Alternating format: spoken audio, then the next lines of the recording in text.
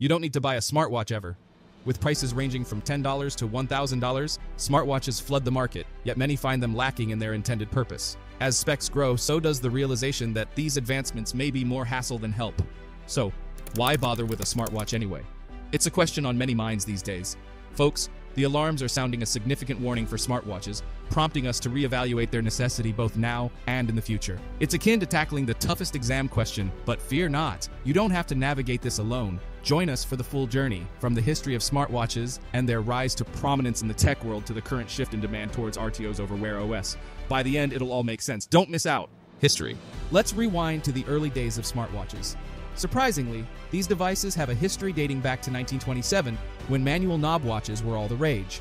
They were straightforward, no-frills gadgets that served their purpose with just GPS functionality and no need for charging. Fast forward to the 1970s, and Hamilton Company unveiled the first electric digital watch, a lavish luxury priced at a whopping $2,100 and adorned with gold plating. It was the epitome of luxury. In 1982, Seiko entered the scene with the TV watch, a revolutionary device capable of displaying grainy TV action right on your wrist. The following year, they upped their game with the Seiko Data 2000, a sleek smartwatch equipped with a keyboard for typing and data recording. Fast forward to 2002, Sony debuted the first stylish smartwatch, featuring a 1.3-inch OLED display and functionalities like Twitter, email, calls, and music playback. Despite a rocky start, Samsung entered the smartwatch arena in 2013 with the Galaxy Gear, eventually securing the second spot in the global market. Their collaboration with Google's OS birthed a range of watches boasting features like 3G connectivity and Super AMOLED displays. Then came the iconic Apple Watch in September 2014, setting new standards with cutting-edge features such as ECG, heart rate monitoring, blood pressure tracking, and fall detection. Today, Apple reigns supreme, rivaling prestigious brands like Rolex and Tag Heuer. Quite the journey, isn't it? How have smartwatches evolved, and are they still in demand now? Today's smartwatches are sleek, convenient, and loaded with features. Take the Apple Watch, for instance. It boasts enhanced functionality, allowing seamless screen use without the need for plugging in. Compared to iPhones, the Apple Watch offers notable upgrades, particularly in activity and fitness tracking. Its water-resistant feature adds to its appeal. However, what truly distinguishes it are the crucial health features, such as diabetes and heart condition monitoring. It can even initiate a 911 call during emergencies. Quite impressive, isn't it? Apple has undoubtedly positioned smartwatches as indispensable companions. Despite their appeal, one can't help but question why they're attempting to compete with smartphones, sometimes defeating the purpose of smartwatches. It's a bit of a conundrum, isn't it?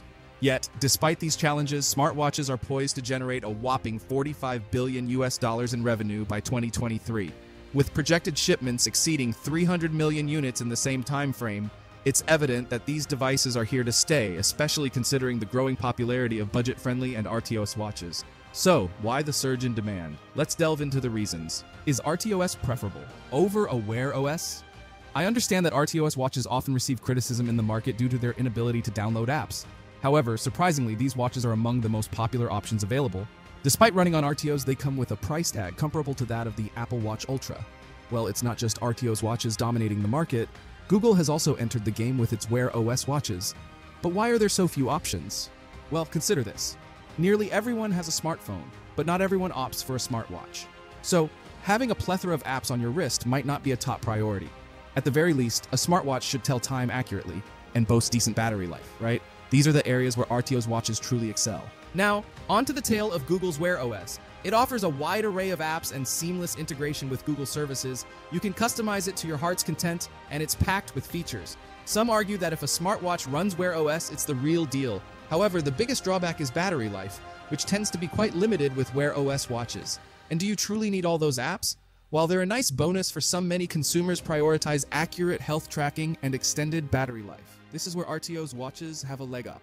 Moreover, producing Wear OS watches is costly, resulting in fewer affordable options.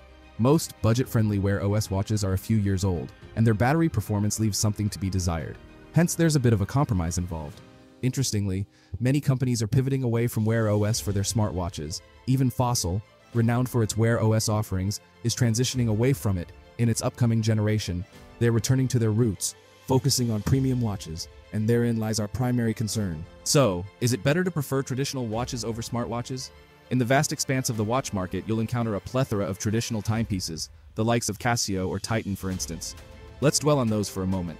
They epitomize the slow and steady, crafted to endure. Investing in one of these feels like embarking on a long-term commitment. They stand by you for years, unwavering. Now, juxtapose that with smartwatches. Whether opting for a budget-friendly choice or splurging on an expensive Apple Watch, they inevitably begin to falter after a couple of years. Battery life dwindles, and resale value plummets. It's as if they lose their allure.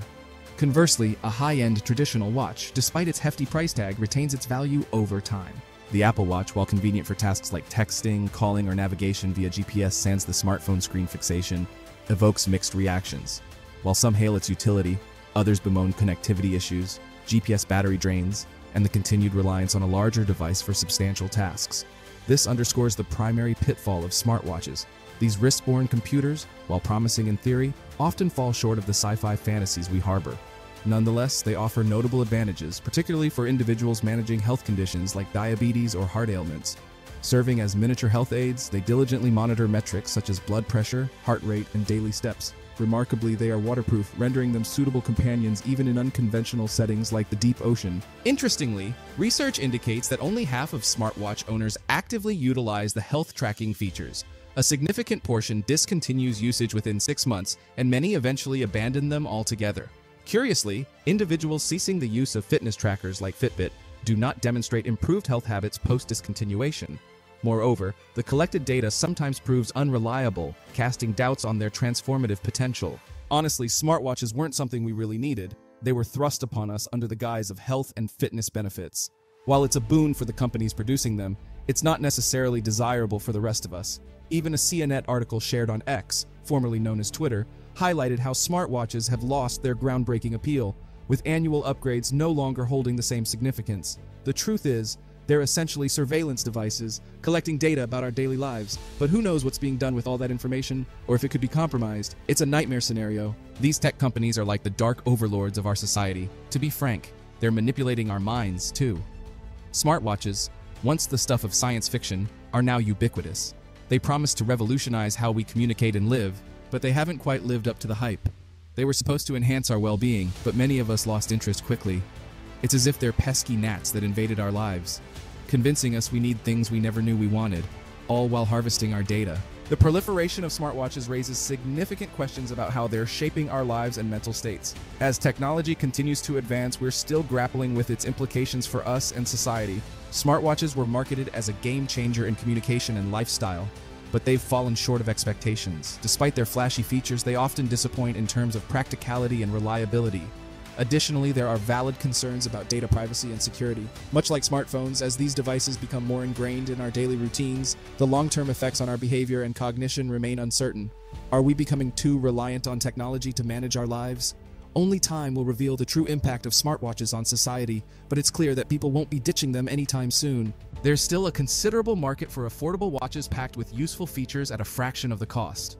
While budget-friendly options will continue to serve specific segments, it's unlikely that Wear OS will dominate the market. Despite some exploration by Chinese brands like Xiaomi and OnePlus, RTOS-based watches are expected to thrive. Much like branded clothing and their more affordable counterparts, these watches offer considerable value. Although they may not match the feature richness of Wear OS watches, they are steadily improving in terms of innovation and functionality. As consumer preferences evolve, there's a noticeable trend of some individuals leaning toward traditional watches over smartwatches. Ultimately, personal preferences should guide your decision-making process, so choose what suits you best. Did you find this video informative? If so, I'm sure you'll appreciate the deep insights into display screens, making your next smartwatch or smartphone purchase easier. If you'd like similar content in the future, be sure to subscribe to this channel and show your support with a like.